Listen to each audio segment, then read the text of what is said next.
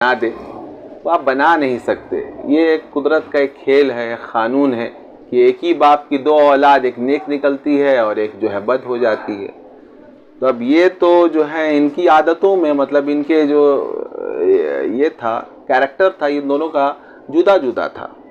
एक खुदा तरस, आदिल और खुश अखलाक था, इसके मुकाबले में दूसरा लालची, सख्त गिर और बदखू था। दोनों मतलब जो ये जाहिर है, ये ज़मीन और वो आसमान, ये ईस्ट वो वेस्ट, ये मशरिक वो मगरिब। बाप की ज़िंदगी में तो उनकी ज़िंदगी करीब करीब एक सी गुजरती थी, क्योंकि उसकी शफ़क़त दोनों को अपने साये में लिए हुए थी।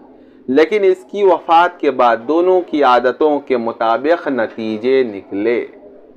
ये देखिए शेख सादी रहमतुल्लाह अलैह, क्या आपकी जैसी, क्या आपका जैसा कैरेक्टर होगा, आपकी जैसी फितरत होगी। हालांकि देखिए बाप की तरफ से जो तरका इनको मिला ये बराबर बराबर मिला है, लेकिन क्या ये तरका जो है बिल्कुल वैसे ही रहा? नहीं। फिर ये आपका कैरेक्टर, आपका किरदार के ऊपर ये मुनहसिर है कि उस चीज़ को कैसे आप संभालते हैं और कहाँ तक जो है लेके जाते हैं।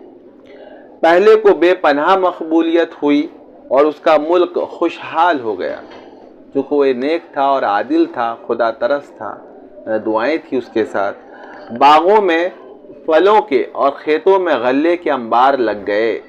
हर शख्स उसकी तारीफ करता था और दराज़ी उम्र के लिए दुआएं मांगता था।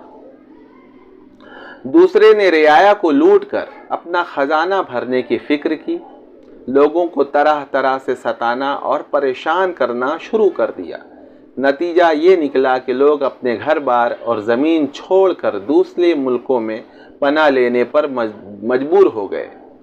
पड़ोसी मुल्क के हाकिम को उसकी तबाहखाली का पता चला तो उसने चढ़ाई कर दी और उसका इख्तिदार ख़त्म कर दिया। आपने देखा कि मतलब हाँ, ये हो सकता है कि एक आर्जी तौर पे जो है इस तरीके के जो जालिम लोग होते हैं इनको ये दुनियावी फ़ायदा हासिल कर लें, लेकिन ये बिल्कुल आर्जी होता है। लोग इसको पसंद नहीं करते। लोगों का आपको जो है आपके डर से और आपके जुल्म के शर से बचने के लिए वो आपको सलाम भी करेंगे, आपका वो सिर्फ दिखावा है। वो अंदर से जो है आपके क्या अहकामात, मतलब आपकी इज्जत और एहतराम वो नहीं करेंगे। आपका इखलाक जो अंदर से आप जैसे होंगे तो वो फिर वो इखलाक का वो बनता है, और फिर ऐसा इखलाक जो जिंदा जावेद होता है, मतलब आपके मरने के बाद भी लोग आपको याद करेंगे। और ये जालिम, बदखू, लालची किसी